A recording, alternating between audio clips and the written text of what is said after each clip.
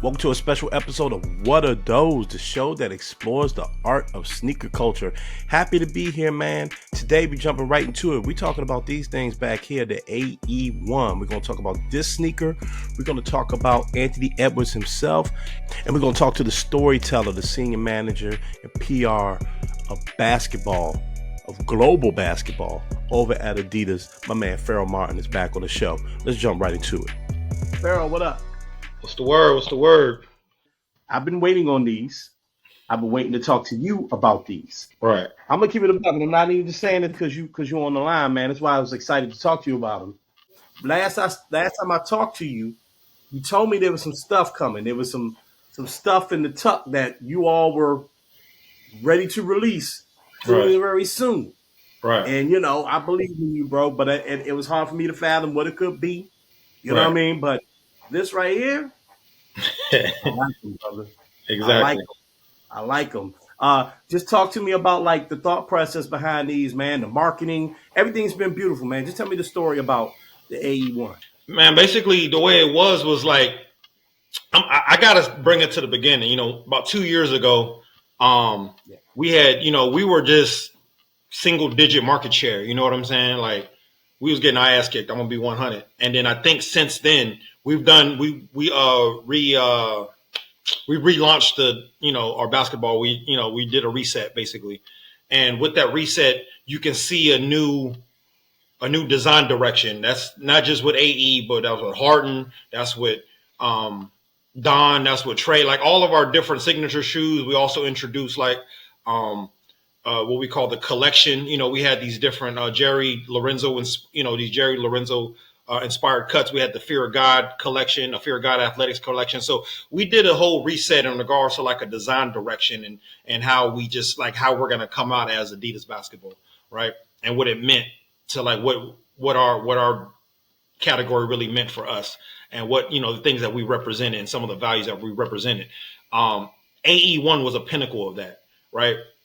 So I got a couple here, like from the design, we have like these 4 designs, like we have these honeycombs that's all in there. So our designers just really just had the creative freedom to just put their foot into it. And we were just like, you know what, we ain't got nothing to lose.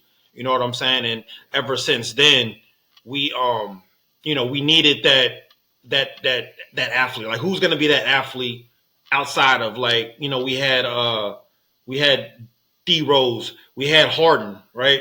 And then, of course, we had our young guys. We had Trey and Donovan. We was like, yo, we need that next face. And we had AE's in the tuck waiting. He was just like, yo, when's my time? We had to wait for him to have his moment to break out. You know what I'm saying? Because he was, by the time we decided to give him a signature, he was still young boy. You know what I'm saying? We did this. I don't know if it was the shoes that made him have this breakout performance, but I think ever since last year's Team USA run, my man was just in it. He was just like, yo, I'm hungry. He was just like, yo, I want to go ahead and get this. But we've always seen his potential. We've always seen his personality. We've always seen his hunger and he just wanted to, like, for us, when we were shooting him, like he was like, yo, when is this over? I got to go practice. You know what I'm saying? I got to go get some shots up. Like my man, he went to the gym before our we did our production. We spent 8 hours on set. Mm-hmm. Matter of fact, we did stuff in Atlanta where he promoted, like he unveiled the shoe and all that. We did some production stuff.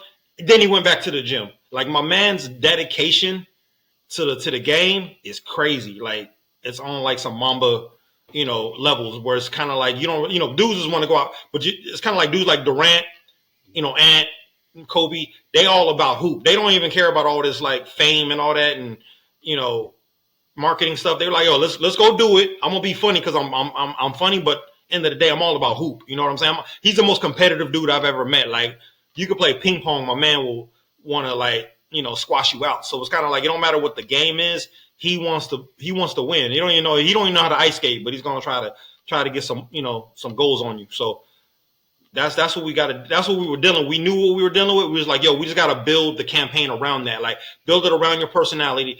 Build it around you being Atlanta. Build it around Ant. Like, there's nothing fake. Like, even when we first came out, he was like zipped open the bag. Like, yo, nah, through those joints. It was like, those joints ain't.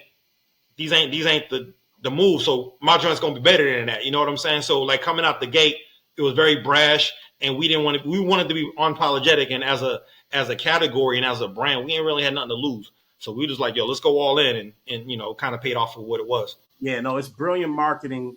I mean, the unveiling of that sneaker, the ad campaign you just talked about was the talk of not only just like the sneaker world, but like the sports world, right? It was like Right. a coming out party for Ant, right? And I Right. think you all it's like lightning in a bottle right now, right? Because you can have a hot shoe and a hot sneaker, and the athlete could be performing pretty well. Yeah. But right now, you got, I mean, you can make an argument that he's the best player in the playoffs right now. He's definitely offering the most exciting Right. moments in the playoffs right now. And then you couple that with this really cool, innovative sneaker that looks really good. We were Yeah. talking off air about how people are styling them a certain way. Wale wearing them with jeans, like, Yeah. just all the stuff. People just like really into the Adidas sneakers. So just like, again, all the work goes into it. And I was originally going to ask you how much luck goes into it, but it sounds like it's not necessarily luck. It's the dude's work ethic is that serious that what's Yeah. happening right now in the playoffs was bound to happen. Luck does play a lot of it because you need everything to kind of go right. Like we can have the best marketing, but if he gets hurt or if he plays like some doodle, or if the shoe doesn't, you know what I'm saying? There's a lot of things that go into it. So like even our competitors launched some shoes this year that didn't really go as well as they thought because suspensions hurt, shoe designs, the marketing just wasn't there. So everything just got to kind of click, for it to kind of be a special moment. I think for us, luckily, we went all in with the marketing, but the shoe was designed. Well, shout out to our designers. The player played his ass off. Shout out to our, you know what I'm saying? So everything was just in line for it to just be successful. But if one of those things don't click, it definitely has like devastating results on the end product. So, it just kind of worked out for us. So luck does play a little bit though. Blessings and luck. Definitely. Now the story is being told now. The sneaker is out and it's been released. The story is being told, right? But you Right. kind of alluded to how you all start to get to the beginning of the story. You guys are hanging out with the athlete, the signature athlete. He's coming into the building. Elaborate more on that. Like this, just how you all get to know the athlete that you're going to give a signature shoe, the Hardens, the D Rose of the world, the Ed Edwards of the world. Talk to I me about that. mean, it just takes a long time. So we have them come in a lot. They'll meet with the designers. Then we have sports marketing guys. What their role is just to have the relationship with the athlete on a day-to-day basis. That basically like their rep. They're like the A&R rep, if you were using it in music industry terms. We follow the success of the athlete. We get to know him on a personal level, and from there, they were like, "Yo, is he ready for a shoe?" There's some guys I ain't gonna say names, but there's guys on the roster who were probably drafted high or got potential or we're keeping an eye on. There's guys that might have came out of left field like, oh shit, he's performing well. Let's keep an eye on him. Maybe he's in line to get a signature, or if it's a PE situation where it's just like, you know what, he's a PE guy where he's gonna perform. Now, if it's negotiated in their contract, like yo, within like 5 years, if you meet certain milestones, you'll get a signature. Some guys, if they don't never meet these milestones, they'll never get a signature. So it's just not every guy is a signature guy. You can only have like a core set of guys who's gonna you give that status to and that recognition to. Everybody else, they'll get at least a PE or they just wear the shoe. So they kind of give these classifications for the different athletes, male and female, different sports. But again, it just gotta make sense. So you got a guy like Jokic, 3-time All-Star or whatever, or 3-time MVP about to be. He didn't get his own shoe with the brand he was with.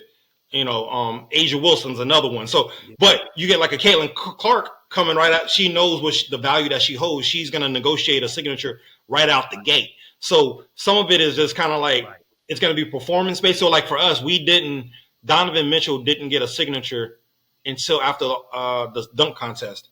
He won the dunk contest. All of a sudden there was interest for him to sign a signature deal. But before that, it wasn't even talked about. You know what I'm saying? So when he had his breakout moment, like, yo, we got a star in the making. Let's go ahead and award him a signature.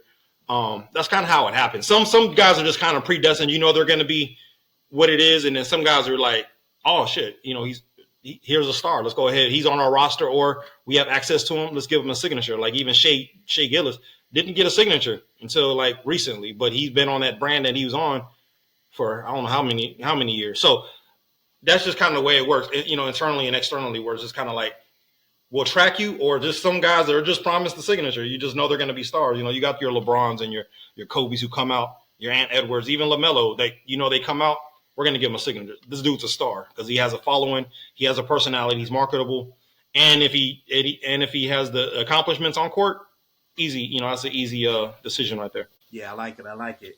We talked about this last time you were on the show a bit. That around that time, one of the mega stars of the company was exiting the company, and Jerry Lorenzo had just came on board, and we were kind of talking about like, what is the future for Adidas? Lifestyle was kind of the thing for a long time, and how basketball might be the future. It might be the light at the end of the tunnel for Adidas. Do you think you all have reached that light at the end of the tunnel? And do you think that Adidas basketball is the future and the present for the brand? It's not the future and the present. Right now, like some of our other sports, we lead a lot more in some of the other categories, such as soccer, running.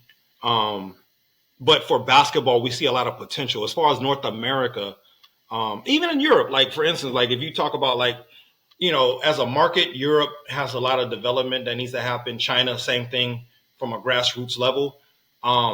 Even though we've had the last, 4 or 5 MVPs come from Europe, Germany won the national championship, the global championship, but the world championship rather, so their team, there's a lot of success in Europe with their superstars.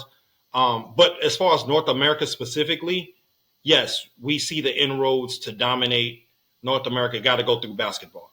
You know what I'm saying? Just that's our sport. That's for every brand. That's the sport. It's not football is like the most popular sport, but you can't really sell a lot of cleats in football. Like you're not, even though we got Patrick Mahomes, people buy basketball shoes, running shoes, lifestyle shoes more than they do football cleats. So with that being said, as a sport, it's going to be basketball, right? And in our lifestyle offerings that we have through Original. So, we know what's at stake from a North American standpoint, and that's what we're going at. And in the time since I've been with the brand, we've quadrupled our market share. So, it's what we're doing is working. We know who the elephant in the room is, but we're not scared. There was a confidence thing maybe going into it, like but now it's like F with us, like let them be Drake. We could be we could come in unapologetic. We could be Kendrick up in this piece and try to go for their head, and that's kind of the attitude that we came. Maybe we come in like we're a little like nah. When I got on, it's like we got the confidence. With the team that we got. A lot of our team has been over the last 2 years. So the success that you've seen is the team that's just brought together. So I can't really speak for what happened before 2 years ago and who was that, what was going on there. But since we've been very unapologetic. I'm gonna use that word, keep using that word. That's just, we're gonna be who we are. We're just gonna hit them with a little, hit them with that swag and be like, yo, what's up, Slim? You know what I'm saying? Like how y'all like to say around y'all way. Yeah. But I love it. We're gonna aim for that crown. Yeah. As you should. You should. I love it. And you actually took the steam out of my last question for you, which is very funny. Because I was gonna say after I say, yo, I love what you guys are doing over there, man. I'm a sneakerhead, so it doesn't matter if Nike's up, Adidas up, as long as good product is coming out, I'm a rocket. So I'm happy about that. I'm happy you're a part of it. My parting question to you was going to be Drake or Kendrick, but I think I know where you stand, my dear brother. I mean, look at the album in your background. You know what I'm saying? I mean, I say this about that particular exchange. Like they both went hard. Like I respected it. Wasn't like a one-sided joint. Like this Kendrick came very hard. You know what I'm saying? Like he came with some like historically crazy. Like these dudes was dropping 5 records a piece or something. They were turning around like clockwork. So. They both came. Drake held his own. I'm gonna say that. I'm gonna be like Drake. No diss to Drake, and no taking nothing away from what Drake brought to the table. I just think Kendrick edged him out Kendrick came relentless. He again unapologetic, but he almost he may have crossed the line a few times. Who knows? But my point is like he came. It came devastating, but it was like one of those historic joints. Like it was Nas and Jay-Z, NWA and Ice Cube, Tupac and Biggie is basically up there with those greats. You know what I'm saying? And both gentlemen did their thing. Like, is it Ether or is it a Takeover?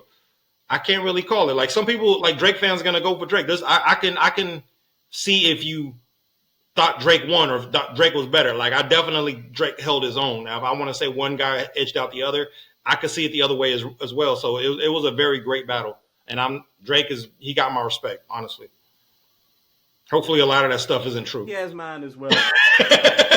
Hopefully, a lot of that stuff isn't true. That they're both alleging. Yeah. Let's just hope they just was lying like rappers do, and we keep it moving, man. Pharoh, thank you so much, bro. I appreciate you, man. Thank you for doing this. Let's chat again. Oh, yeah, for sure. Let's do it. Big shout outs to all of y'all for tuning in to What Are Those? Yeah, we back. There'll be more episodes, so keep it locked. Lock it into this information. Check out the YouTube. Check out the new podcast stream. All the information will be below. Thank you so much for rocking with me. No explanation needed. We just back. So, mind your mental health. Be great. You know what it is. I'm up out of here. See you next time.